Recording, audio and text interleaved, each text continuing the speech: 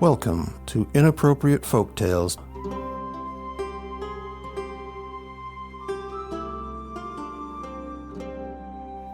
Here's your host, Sean Buvala. The story is called Shemsi Mountain. There was once two brothers, a younger and an older brother, very close in age, but younger and older nonetheless. And the older brother was a businessman. He was rich. He had more than he needed. He had more than he needed. Money, servants, he had everything, but he was unhappy, for much of what he had been gained through, well, ill ways. And he was not happy. He didn't want to work. He was always concerned that something would come along and take his money away. And so he spent his time being defensive. He was not a happy man despite having everything. Now, the other brother, the younger one, he was poor. He did not have anything, really barely enough to feed his family, and on some days not even that much. He was indeed poor, but the difference was he was satisfied with his life.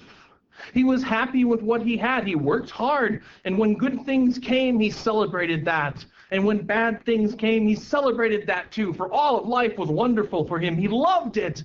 Now, one day, the younger brother, the one who was poor, he would go back and forth to market, and he would use a wheelbarrow to do that. And he would fill that wheelbarrow with what little goods he might have for market, sometimes just faith that he might find something. There was not always something in the wheelbarrow. And on one of these days, he would walk past this huge mountain, a mountain he passed every day, but this day was different, for as he went down the road, he could hear the sounds of giants approaching. He could hear giants coming down the road, and so he went and he hid in the trees, but he still wanted to see what was going on. So he tossed that wheelbarrow aside, and he climbed to the top of the tree so he might see. And the giants came forth, 5 of them. And they passed in front of him.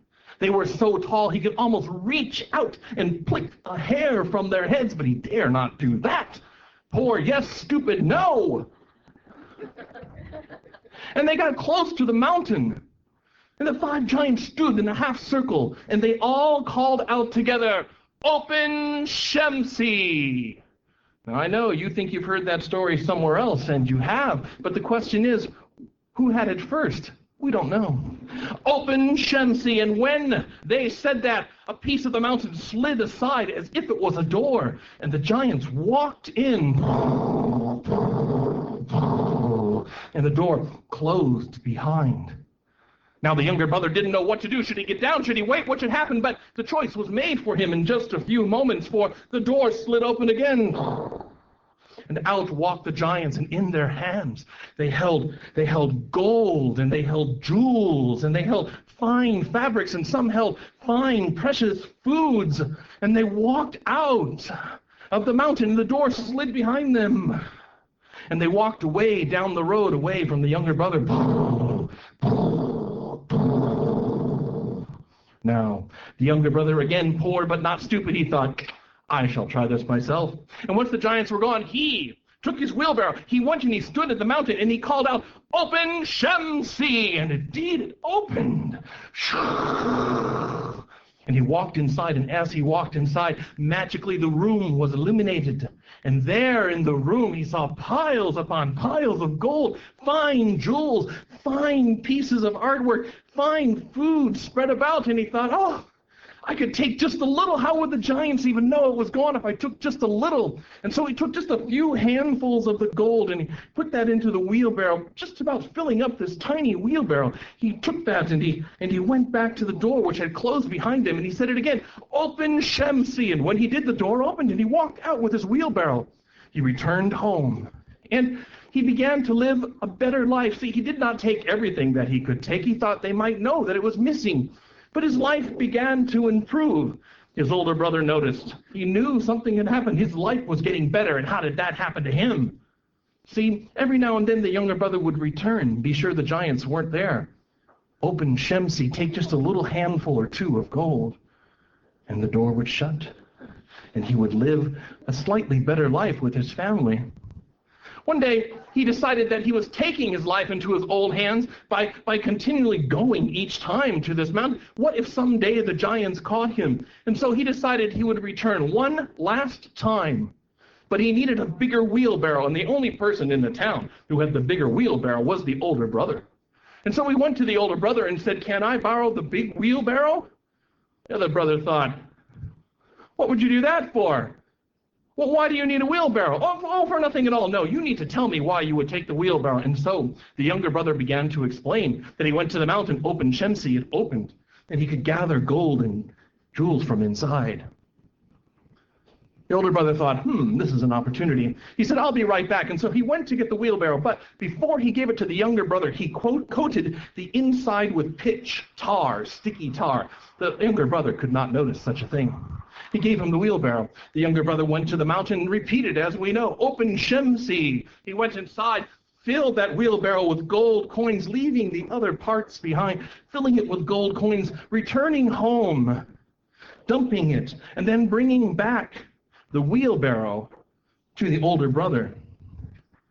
After the younger brother had gone, the older brother discovered that his secret had worked. Indeed, inside the wheelbarrow, covered in pitch, was one piece of gold left over. Oh, my brother does not lie. My brother does not lie. I know what I shall do. So the older brother, in his greedy ways, he took that wheelbarrow himself, and he went to the mountain. And he stood in front of the mountain, and he said, "Okay, I have to say, open Shemsi." And when he said it, the door opened on the mountain.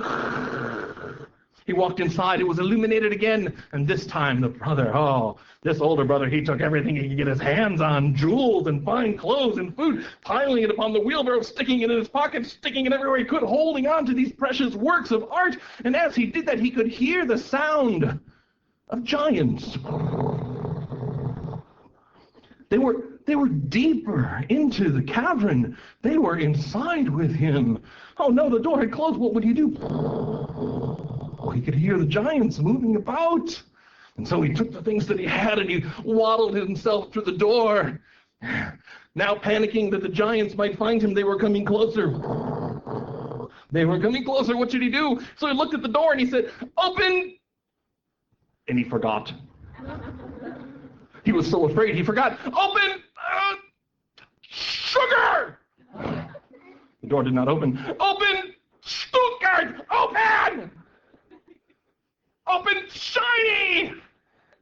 Open! Oh, shucks!" He could not know what it was, and behind him he heard footsteps. 3 of the giants were behind him. He turned to the door. "Open! Oh, I am a loss. I do not know." And from the outside he heard 2 more giants say, "Open Shemsi."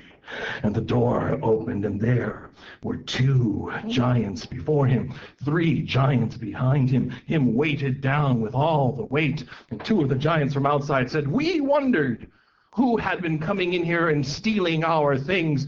You, little bird, you know what we do to little birds that we catch?" And that's what they did.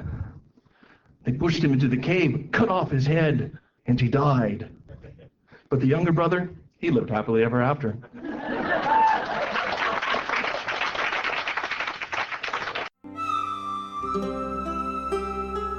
You've been listening to Something Uncomfortable from Inappropriate Folktales, copyright 2016, all rights reserved. For more information, visit us online